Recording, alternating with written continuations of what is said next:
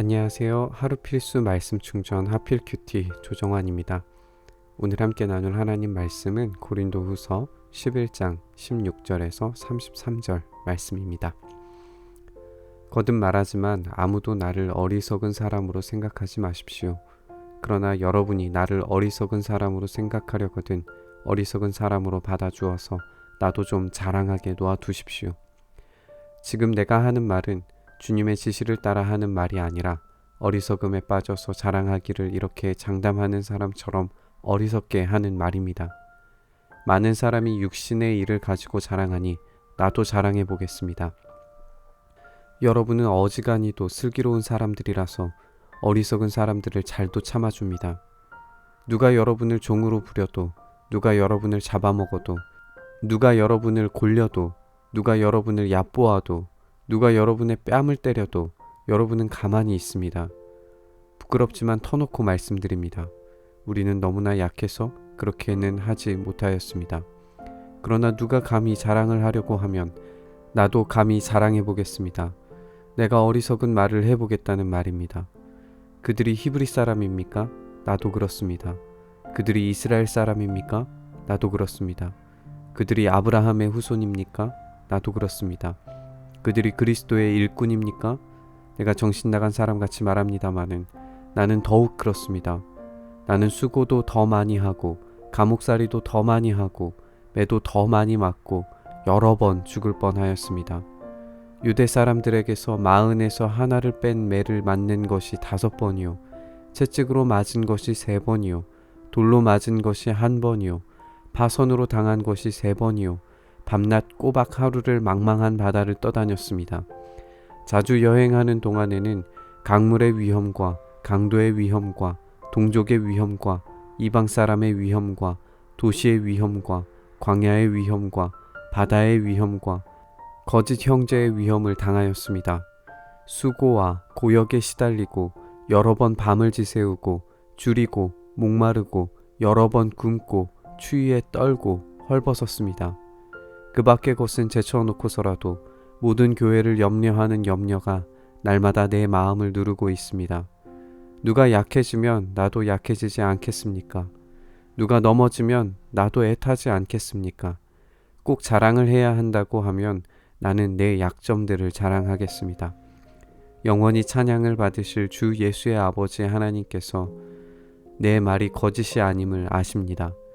다마스쿠스에서 아레다 왕의 총리가 나를 잡으려고 다마스쿠스 성을 지키고 있었으나 교우들이 나를 광주리에 담아 성벽의 창문으로 내려주어서 나는 그 손에서 벗어났습니다. 바울은 자신이 자랑하는 것 자체가 어리석은 일임에도 불구하고 자신을 자랑하려고 한다고 하면서 자신을 어리석은 사람이라고 생각하려거든 그렇게 하라고 말합니다. 그러면서 고린도 교회 사람들이 얼마나 터무니없는 기준으로 사람들을 받아들이려고 하는지 지적합니다. 그런 고린도 교회 사람들이 속이고 들어온 이들로부터 종으로 부리고 잡아먹고 골려도 얕보아도 그게 뭔지 모르고 속아 넘어간다고 신랄하게 비판합니다. 이렇게 비난하듯이 말함으로써 바울은 고린도 교회가 경각심을 갖고 순결함을 되찾기를 간절히 바라며 말하고 있습니다. 이제 바울은 고린도 교회에 침투했던 거짓 사도들과 자신을 비교합니다.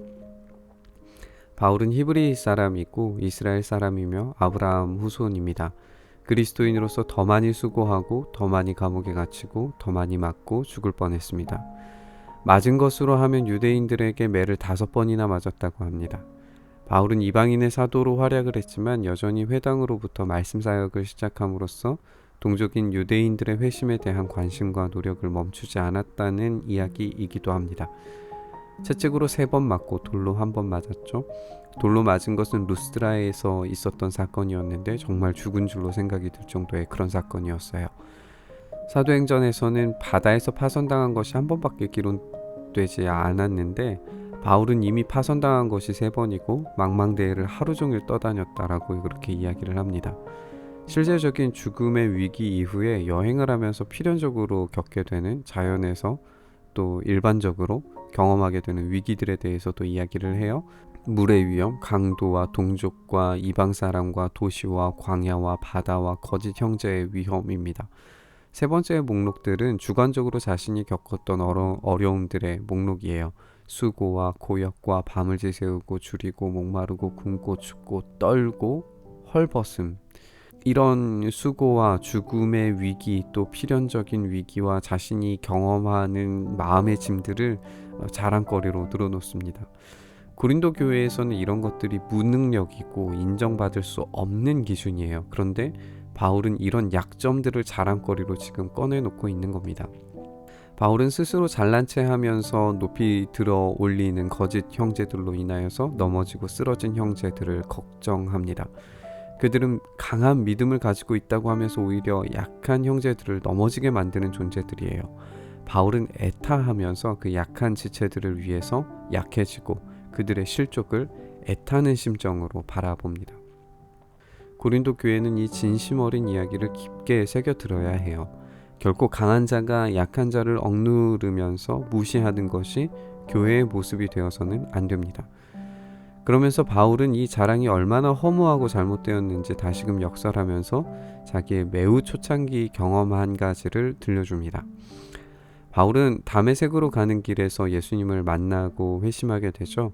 다메섹의 유대인으로서 예수 믿는 자들을 핍박하러 증서를 들고 온 이 바울이 오히려 예수님께서 살아나셨다고 말하면서 복음을 증거하는 모습을 보고서는 동료 유대인들로부터 오히려 쫓기는 신세가 됩니다. 그래서 어쩔 수 없이 도망칠 수밖에 없었고, 오늘 본문에 의하면 몰래 광주리 안에 탄 채로 성벽 밖으로 내려가서 그렇게 도주하게 됩니다. 자신이 자랑하던 모든 것들을 부정하고 광주리에 탄 채로 도망치는 바울. 그것은 처음 경험한 핍박이자 수치였을 겁니다. 그런데 이 처음 수치스러웠던 그 경험을 내놓으면서 자신들이 경험한 위기들을 극복해서 자랑하려고 하는 것이 아니라 이런 수치스러운 경험들 자체가 자랑거리들임을 보여주고 있어요. 우리는 본능적으로 성공과 승리를 우리의 자랑으로 삼으려고 합니다. 바울은 자신의 실패와 수치를 오히려 자랑으로 꺼내놓습니다. 그럼 바울의 전략이 뭘까요? 바울의 실패와 수치는 오로지 왕 대신 예수 그리스도의 승리로 연결이 됩니다. 그 결과물이 고린도 교회예요. 바울이 실패하고 수치스러운 경험들을 함으로써 교회는 더 든든히 세워져 갑니다. 바울의 유일한 자랑은 왕 대신 그리스도의 교회가 건강하게 세워지는 겁니다. 실패를 딛고 일어서서 자랑하는 것이 아니라 실패 그 자체를 자랑하는 바울의 표현할 수 없는 이 믿음의 깊이를 생각해 볼 수 있었으면 좋겠습니다. 주님, 우리의 자랑은 우리의 성공과 실패 그것들로 평가되는 것이 아니라 왕 대신 주님께서 어떻게 우리의 인생 가운데 높이 드러나셨는가로 평가되게 하여 주시옵소서. 그렇게 살았던 바울처럼 우리도 또한 그렇게 우리의 삶이 주님이 얼마나 영광스럽게 드러나셨는지에 대해서 자랑하는 인생 될 수 있도록 주님 은혜 더하여 주시옵소서. 그렇게 우리의 삶이 주님께서 부어주시는 은혜대로 살아갈 수 있도록 도와주시옵소서.